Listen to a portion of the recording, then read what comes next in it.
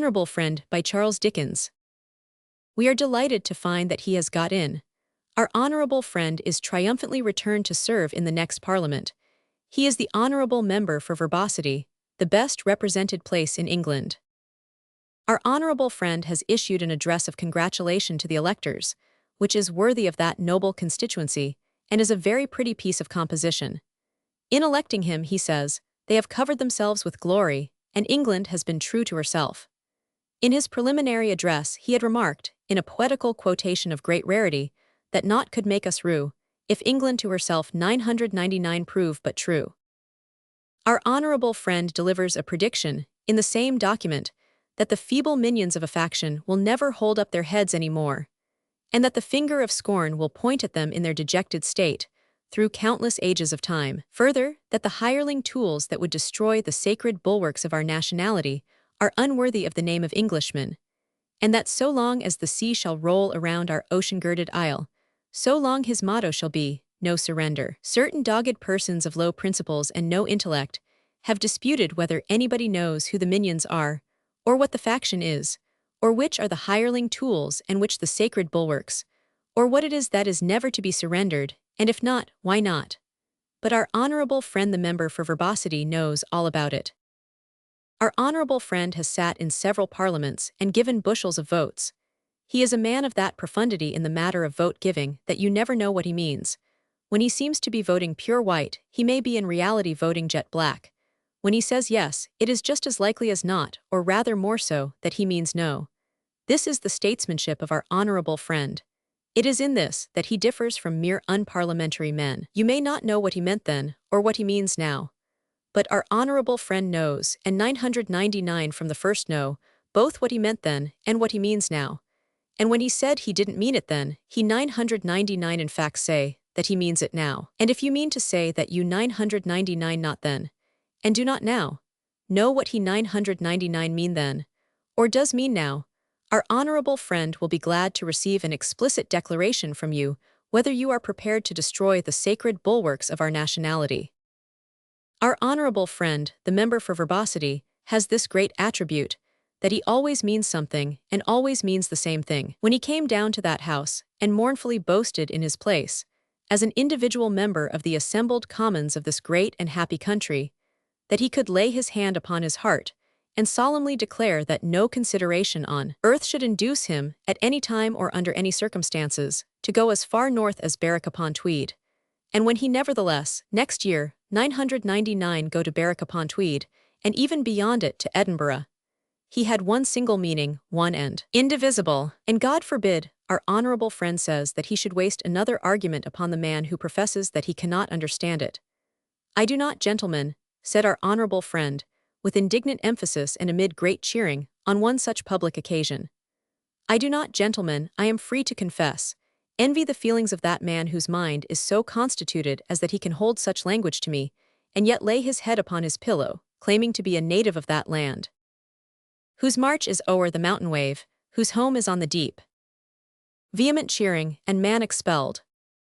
When our honourable friend issued his preliminary address to the constituent body of verbosity on the occasion of one particular glorious triumph, it was supposed by some of his enemies that even he would be placed in a situation of difficulty by the following comparatively trifling conjunction of circumstances. The dozen noblemen and gentlemen whom our honourable friend supported had come in expressly to do a certain thing. Now 4 of the dozen said, at a certain place, that they didn't mean to do that thing and had never meant to do it. Another 4 of the dozen said, at another certain place, that they 999 mean to do that thing and had always meant to do it. 2 of the remaining 4 said, at 2 other certain places, that they meant to do half of that thing, but differed about which half, and to do a variety of nameless wonders instead of the other half. And 1 of the remaining 2 declared that the thing itself was dead and buried, while the other as strenuously protested that it was alive and kicking. It was admitted that the parliamentary genius of our honourable friend would be quite able to reconcile such small discrepancies as these. But there remained the additional difficulty that each of the 12 made entirely different statements at different places, and that all the 12 called everything visible and invisible, sacred and profane, to witness that they were a perfectly impregnable phalanx of unanimity. This, it was apprehended, would be a stumbling block to our honorable friend. The difficulty came before our honorable friend, in this way. He went down to verbosity to meet his free and independent constituents, and to render an account, as he informed them in the local papers of the trust they had confided to his hands, that trust which it was one of the proudest privileges of an Englishman to possess, that trust which it was the proudest privilege of an Englishman to hold.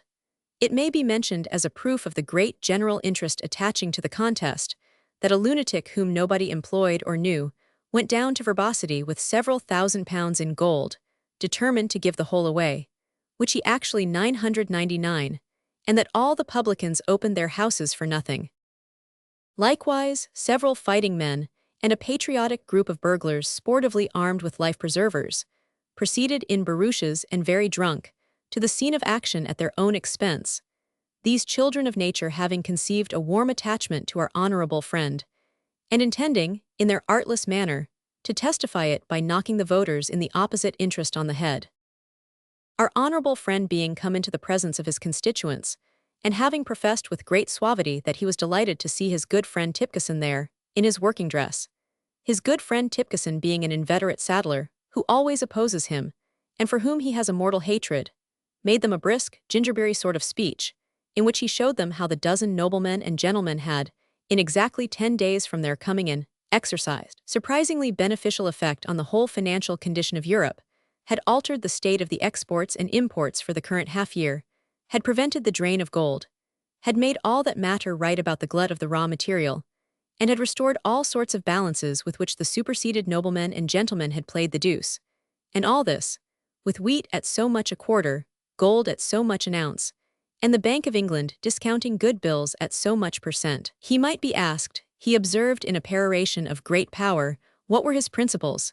His principles were what they always had been. His principles were written in the countenances of the lion and unicorn, were stamped indelibly upon the royal shield which those grand animals supported, and upon the free words of fire which that shield bore. His principles were Britannia and her sea king Trident. His principles were commercial prosperity coexistently with perfect and profound agricultural contentment, but short of this he would never stop. His principles were these, with the addition of his colors nailed to the mast, every man's heart in the right place, every man's eye open, every man's hand ready, every man's mind on the alert. His principles were these, concurrently with a general revision of something, speaking generally, and a possible readjustment of something else, not to be mentioned more particularly. His principles, to sum up all in a word, were hearths and altars, labor and capital, crown and scepter, elephant and castle. And now, if his good friend Tipkisson required any further explanation from him, he, our honorable friend, was there, willing and ready to give it. Tipkisson, who all this time had stood conspicuous in the crowd, with his arms folded, and his eyes intently fastened on our honorable friend. Tipkisson, who throughout our honorable friend's address had not relaxed a muscle of his visage, but had stood there, wholly unaffected by the torrent of eloquence, an object of contempt and scorn to mankind, by which we mean, of course, to the supporters of our honorable friend. Tipkisson now said that he was a plain man, cries of "You are indeed," and that what he wanted to know was, what our honorable friend and the dozen noblemen and gentlemen were driving at. Our honorable friend immediately replied, at the illimitable perspective. It was considered by the whole assembly that this happy statement of our honorable friend's political views ought, immediately, to have settled Tipkisson's business, and covered him with confusion. But that implacable person, regardless of the execrations that were heaped upon him from all sides, by which we mean, of course, from our honorable friend's side, persisted in retaining an unmoved countenance, and obstinately retorted that if our honorable friend meant that, he wished to know what that meant.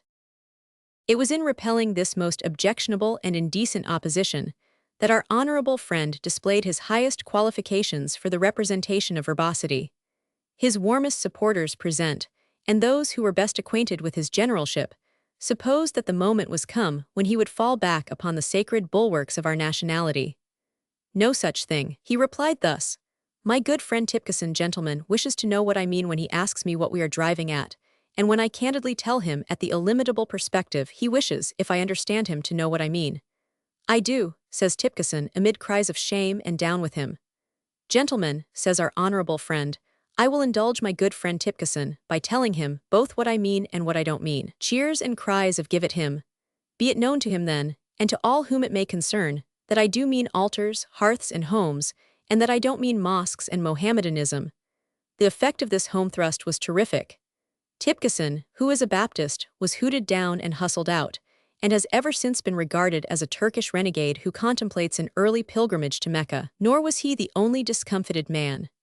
The charge, while it stuck to him, was magically transferred to our honorable friend's opponent, who was represented in an immense variety of placards as a firm believer in Mahomet, and the men of verbosity were asked to choose between our honorable friend and the Bible, and our honorable friend's opponent and the Quran. They decided for our honorable friend, and rallied round the illimitable perspective. It has been claimed for our honorable friend, with much appearance of reason, that he was the first to bend sacred matters to electioneering tactics. However this may be, the fine precedent was undoubtedly set in a verbosity election, and it is certain that our honorable friend, who was a disciple of Brahma in his youth, and was a Buddhist when we had the honor of traveling with him a few years ago, always professes in public more anxiety than the whole bench of bishops, regarding the theological and doxological opinions of every man, woman, and child in the United Kingdom. As we began by saying that our honorable friend has got in again at this last election, and that we are delighted to find that he has got in, so we will conclude. Our honorable friend cannot come in for verbosity too often. It is a good sign, it is a great example. It is to men like our honorable friend, and to contests like those from which he comes triumphant, that we are mainly indebted for that ready interest in politics, that fresh enthusiasm in the discharge of the duties of citizenship, that ardent desire to rush to the poll at present so manifest throughout England. When the contest lies, as it sometimes does, between two such men as our honorable friend, it stimulates the finest emotions of our nature, and awakens the highest admiration of which our heads and hearts are capable. It is not too much to predict that our honorable friend will be always at his post in the ensuing session. Whatever the question be, or whatever the form of its discussion, addressed to the Crown, election petition, expenditure of the public money, extension of the public suffrage, education, crime, in the whole House, in committee of the whole House, in select committee, in every parliamentary discussion of every subject, everywhere, the honorable member for verbosity will most certainly be found.